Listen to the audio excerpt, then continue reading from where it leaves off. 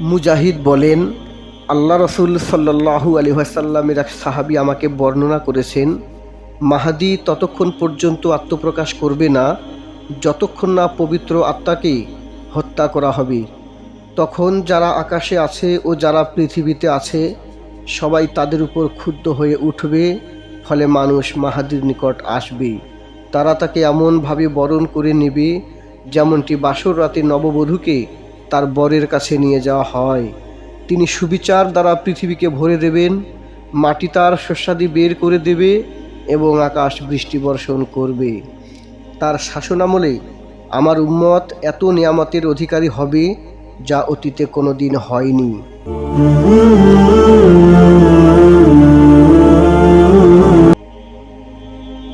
পবিত্র আত্মাকে শহীদ করা হবে। আল্লাহর নিকট তিনি এত প্রিয় হবেন যে তার শাহাদাতে আসমান ও জামিনের সকল অধিবাসী ক্ষুব্ধ হয়ে উঠবে। ঈমানদারদের নিকট তিনি খুবই গ্রহণযোগ্য ব্যক্তিত্ব হিসেবে বিবেচিত হবেন। এই বর্ণনায় নবী সাল্লাল্লাহু আলাইহি ওয়াসাল্লাম সে সময়কার মুমিনদেরকে সান্ত্বনা প্রদান করেছেন যে যত বড় মহান ব্যক্তিত্বকেই শহীদ করা হোক না কেন, তার কারণে তোমরা আপন মিশন ত্যাগ করবে না, বরং গন্তব্য পানে এগুতে থাকবে। কারণ বড় কিছু অর্জন করতে হলে কুরবানিও বড় দিতে হয় এবং সেই মিশনের জন্য জগতের সবচেয়ে মূল্যবান সম্পদ দেহের রক্ত পর্যন্ত ঝরাতে হয়। এর জন্য আমাদের প্রিয় নবী সাল্লাল্লাহু আলাইহি ওয়াসাল্লাম নিজের দাঁত মোবারক পর্যন্ত শহীদ করিয়েছিলেন। তার প্রিয় নাতিকে এই পথে কুরবান হতে হয়েছিল।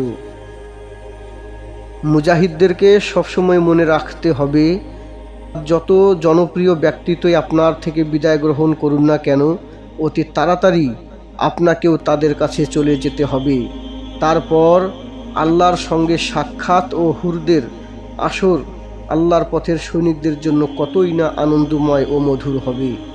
কাজেই কেউ বিদায় নিয়ে চলে গেলে তার জন্য মনক্ষুণ্ণ না হয়ে আপনাকে আপনার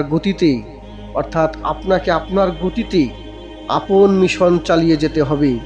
তবে দুআ করতে হবে, হে আল্লাহ, আপনি আপনার শত্রুদেরকে আপনার বন্ধুদের নিয়ে হাসবার সুযোগ দেবেন না। নবীজি সাল্লাল্লাহু আলাইহি ওয়াসাল্লামের ভবিষ্যৎবাণী ও মুসলমানদের কর্তব্য। মিশরের রাজা স্বপ্ন দেখলেন আর হযরত ইউসুফ আলাইহিস সালাম তার ব্যাখ্যা দিলেন। তোমরা 7 বছর দুর্ভিক্ষের কবলে থাকবে। ব্যাখ্যার সঙ্গে তিনি সেই দুর্ভিক্ষ মোকাবেলার পন্থা পরিকল্পনাও বলে দিলেন। মিশর রাজা সে মোতাবেক কাজ করে আপন প্রজাদেরকে ধ্বংসের হাত থেকে আল্লাহর রহমতে রক্ষা করলেন।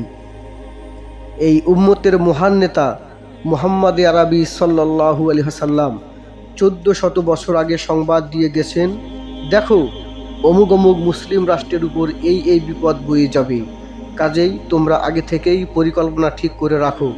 কিন্তু মুসলমান তাদের নাবির কথায় কোনোই কর্ণপাত করছে না, বরং বিষয়টি তাকদীরের লিখন মনে করে গাফিলতের ঘুম ঘুমিয়ে আছে।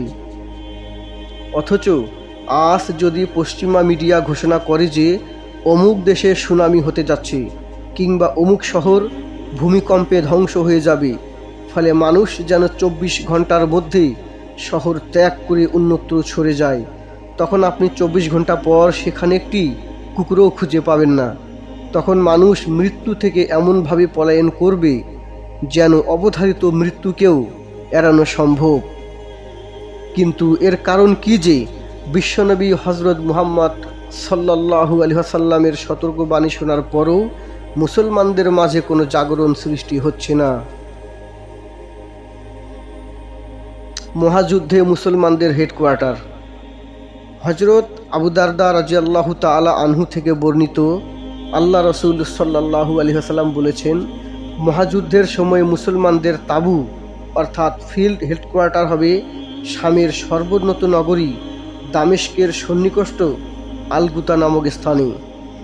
আলগুতা হলো শামের রাজধানী দামেস্ক থেকে পূর্বে প্রায় 8.5 কিলোমিটার দূরে অবস্থিত একটি অঞ্চল। এখানকার মৌসুম সাধারণত উষ্ণ থাকে। তাপমাত্রা জুলাইয়ে সর্বনিম্ন 16.5 এবং সর্বোচ্চ 40.4 ডিগ্রি সেলসিয়াস থাকে। জানুয়ারিতে থাকে সর্বনিম্ন 9.3 ডিগ্রি আর সর্বোচ্চ 16.5 ডিগ্রি। এখানে পর্যাপ্ত পরিমাণে পানি ও গাছ ইত্যাদি বিদ্যমান রয়েছে।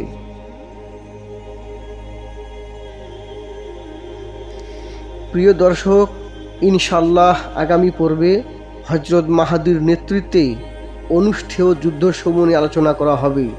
ততক্ষণ পর্যন্ত আমাদের সাথেই থাকুন এবং ভিডিওটি ভালো লাগলে একটি লাইক, কমেন্ট এবং শেয়ার করবেন, আর চ্যানেলটি অবশ্যই সাবস্ক্রাইব করে দিবেন।